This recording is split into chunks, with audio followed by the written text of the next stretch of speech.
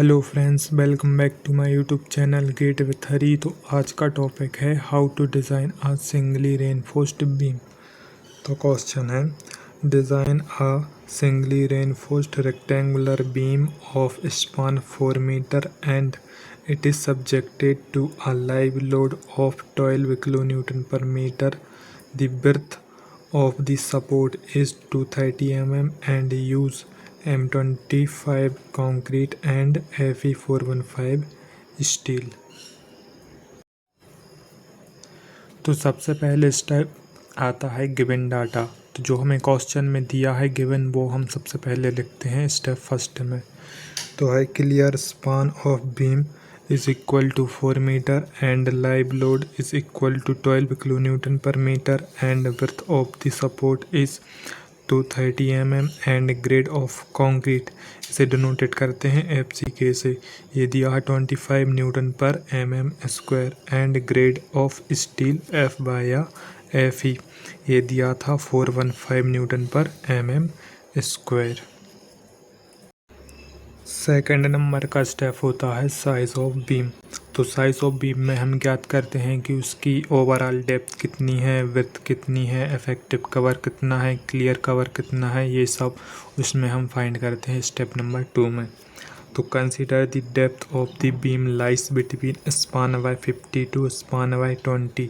या इसे हम लिख सकते हैं L/50 टू L/20। मैंने कंसीडर किया है span by depth ratio is equal to 15।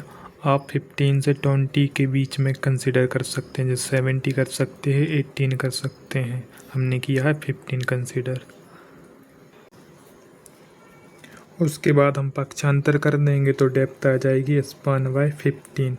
तो depth D is equal to span था 4 मीटर, तो हम mm में कन्वर्ट करने के लिए 1000 का मल्टीप्लाई कर देंगे अपॉन 15। तो D इज़ इक्वल टू आ जाएगा 266.67 mm।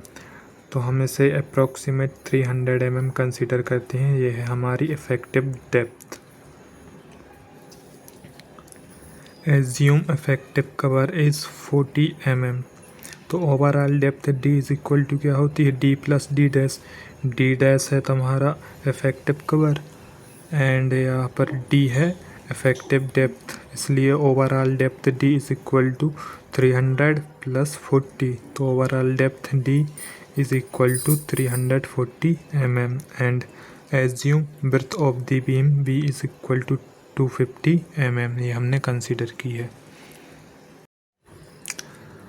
अब हमारे पास ओवरऑल डेप्थ है, विड्थ है एंड इफेक्टिव कवर। तो देन स्टेप नंबर 3 में हम ज्ञात करते हैं डिटरमाइन द इफेक्टिव स्पान। अब इफेक्टिव स्पान को हम फाइंड करेंगे। तो इफेक्टिव स्पान की 2 कंडीशन होती हैं।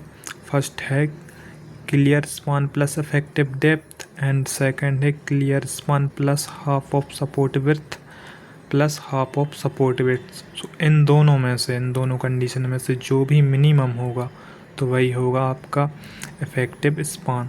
तो क्लियर स्पान है 4 metre and plus effective depth थी 300 हमने कंसीडर की थी। तो वो mm में से मीटर में कन्वर्ट की तो 0.3 आ गई। तो 4 plus 0.3 is equal to 4.3 metre. Then second clear span plus half of support width plus half of support width. तो सपोर्ट विड्थ थी 230 mm। तो 230 mm को कन्वर्ट करने के लिए मीटर में तो 0.23 mm than half divided by 2। इसी प्रकार इसमें तो हम प्लस कर देंगे 4 प्लस 0.23 अपॉन 2 प्लस 0.23 अपॉन 2। तो इसलिए आ जाएगी ये 4.23।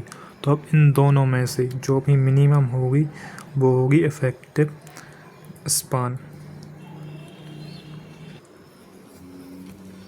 विच एवर इज मिनिमम या इफेक्टिव स्पान इज 4.2 मीटर क्योंकि ये स्मॉल वैल्यू थी, ठीक है।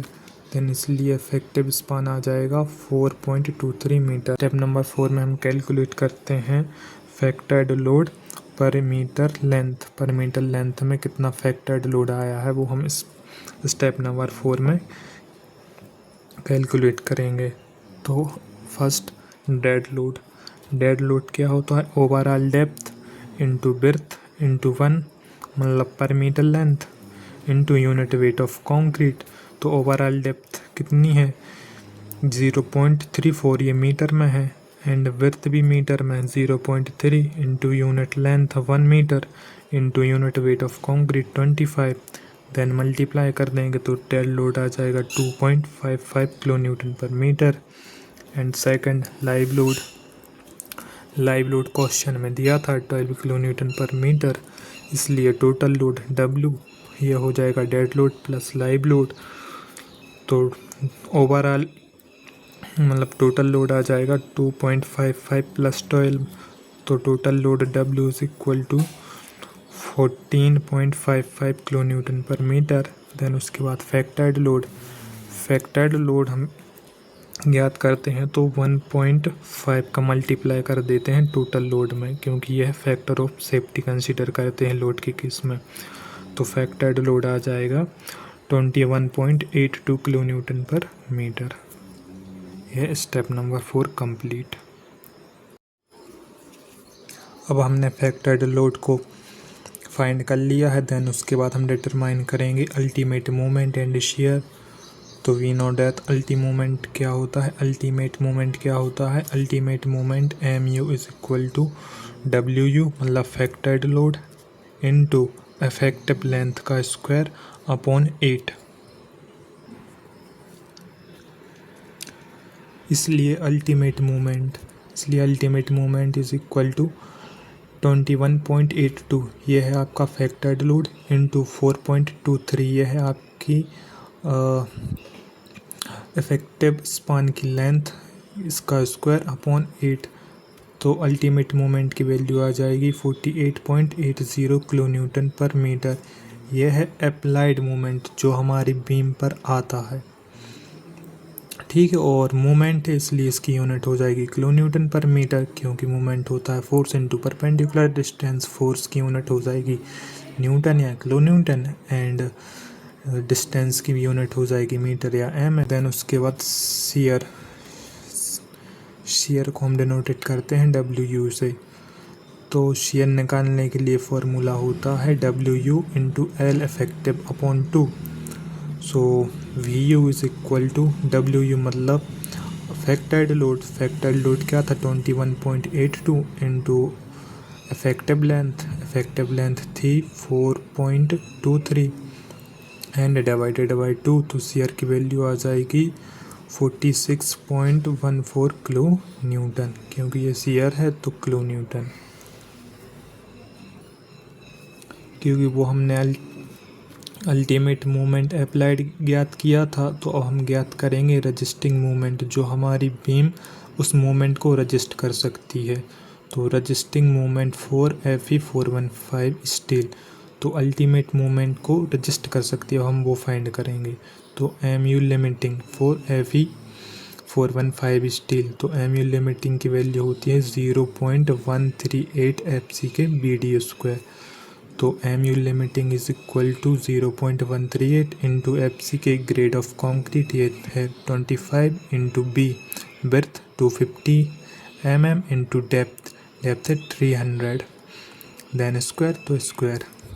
उसके बाद ultimate moment is equal to ये आ जाएगा आपका 77.62 kilo newton per metre. Then हम उसके बाद कंपेयर करेंगे MU एंड MU।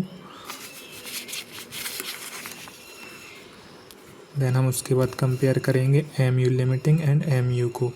तो MU limiting greater than MU, क्योंकि 77.62 ग्रेटर देन दी 48.80, तो इसलिए सेक्शन इज अंडर रेनफोर्स्ड मतलब सेफ। देन स्टेप नंबर 5 हो चुका है कंप्लीट। उसमें हमने अल्टीमेट मोमेंट एंड शेयर की वैल्यू कैलकुलेट की थी और कंपेयर किया था MU लिमिटिंग एंड MU को। देन उससे हमको पता चला कि सेक्शन अंडर रेनफोर्स्ड है मतलब सेफ है सेक्शन, ओके। देन हम स्टेप नंबर 6 में ज्ञात करेंगे एरिया ऑफ स्टील रिप्लेसमेंट। तो IS कोड पेज नंबर 96 में फॉर्मूला दिया है MU is equal to 87 F by AST D bracket 1 minus AST F by upon BD FC के। तो मोमेंट की वैल्यू थी 48.80 किलो न्यूटन पर मीटर। तो हमें mm में वैल्यू को कन्वर्ट करने के लिए 10⁶ से मल्टीप्लाई कर देंगे, यानी is equal to 0.87 into AST है 415 इंटू D, ये F बाई की वैल्यू है, is equal to 0.87 F by है 415 इंटू AST और इंटू D है 300 bracket 1 minus AST into F by 415 divided by BD FC के मतलब बिर्थ डेप्थ और FC के मतलब यूनिट ग्रेड ऑफ कंक्रीट। तो ये 250 into 300 into 25,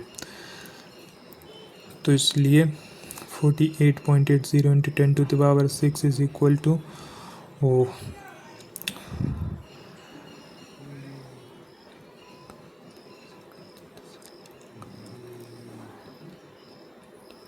1,83,050 AST and minus 23.97 AST square.